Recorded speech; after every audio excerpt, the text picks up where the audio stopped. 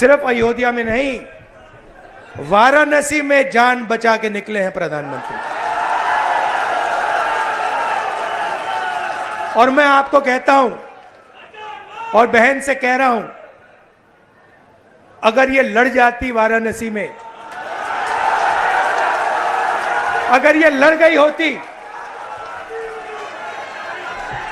तो आज हिंदुस्तान के प्रधानमंत्री 2-3 लाख वोटों से वाराणसी का चुनाव हार जाते। भाइयों और बहनों, अयोध्या की सीट हार गए, राम मंदिर बनाया, उसमें इनॉग्रेशन में एक गरीब व्यक्ति आपने नहीं देखा होगा, एक किसान नहीं था, एक मजदूर नहीं था, एक पिछड़ा नहीं था, एक दलित नहीं, आदिवासी राष्ट्रपति से कहते हैं तुम यहां नहीं आ सकती। हम हिंसा के खिलाफ हैं, हम मोहब्बत का देश चाहते हैं, हम प्रगति चाहते हैं, हम बेरोजगारी के खिलाफ हैं। आपने 10 साल इस देश में बेरोजगारी फैलाई, नफरत फैलाई, हिंसा फैलाई, और हिंदुस्तान की जनता ने हिंदुस्तान के प्रधानमंत्री को जवाब दिया है। भगवान मुझे ऑर्डर देते हैं, मैं काम नहीं करता, भगवान मुझे ऑर्डर देते हैं, मैं करता हूं। पता नहीं कैसे भगवान है उनके, 24 घंटा अदानी जी और अंबानी जी की मदद करवाते हैं। आपने देखा होगा, पहले नरेंद्र मोदी जी कह रहे थे मैं नहीं हूं, भगवान मुझे ऑर्डर देते हैं, मैं काम नहीं करता, भगवान मुझे ऑर्डर देते हैं, मैं करता हूं। पता नहीं कैसे भगवान है उनके, 24 घंटा अदानी जी और अंबानी जी की मदद करवाते हैं। मगर आपने फोटो देखी होगी कि नरेंद्र मोदी जी संविधान को ऐसे पकड़े थे, यूं कर रहे थे ना, देखा आपने? ये आपका काम था, ये आपने करवाया है। देश के प्रधानमंत्री को आपने मैसेज भेजा है कि संविधान को आपने छुआ तो देखो हम आपके साथ क्या करते हैं।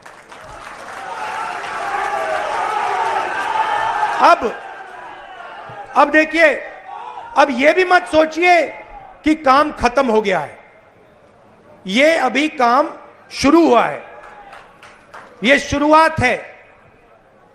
हिंदुस्तान ने मैसेज भेजा है कि हमें नरेंद्र मोदी जी का विजन अच्छा नहीं लगता, हमें नफरत नहीं चाहिए, हमें हिंसा नहीं चाहिए, हमें मोहब्बत की दुकान चाहिए और हमें नया विजन चाहिए देश के लिए। और अगर देश को नया विजन देना है तो भाइयों और बहनों, उत्तर प्रदेश से ही देना होगा।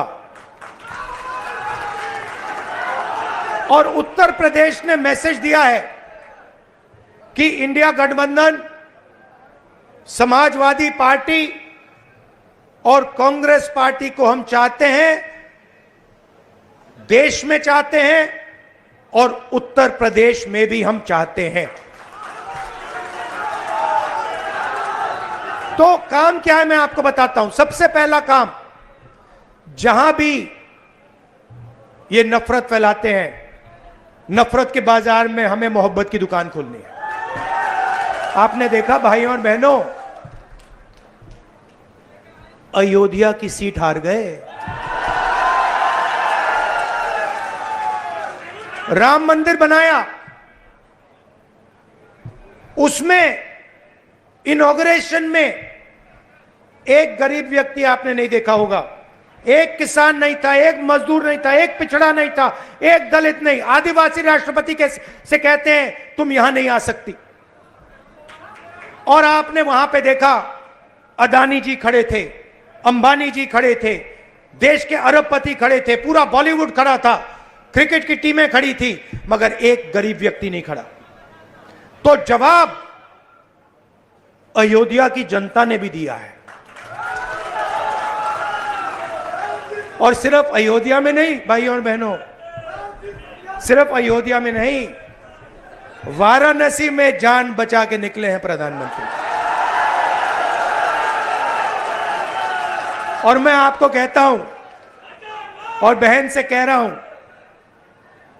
अगर ये लड़ जाती वाराणसी में, अगर ये लड़ गई होती,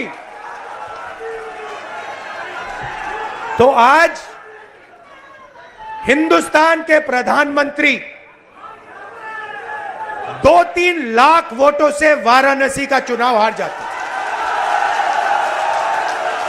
मैं ये बात अहंकार से नहीं कह रहा हूं, मैं ये इसलिए कह रहा हूं क्योंकि हिंदुस्तान के प्रधानमंत्री को हिंदुस्तान की जनता ने मैसेज दिया है, ये आपकी जो राजनीति है हमें अच्छी नहीं लगी, हम इसके खिलाफ हैं, हम नफरत के खिलाफ हैं, हम हिंसा के खिलाफ हैं, हम मोहब्बत का देश चाहते हैं, हम प्रगति चाहते हैं, हम बेरोजगारी के खिलाफ हैं। आपने 10 साल इस देश में बेरोजगारी फैलाई, नफरत फैलाई, हिंसा फैलाई, और हिंदुस्तान की जनता ने हिंदुस्तान के प्रधानमंत्री को जवाब दिया है।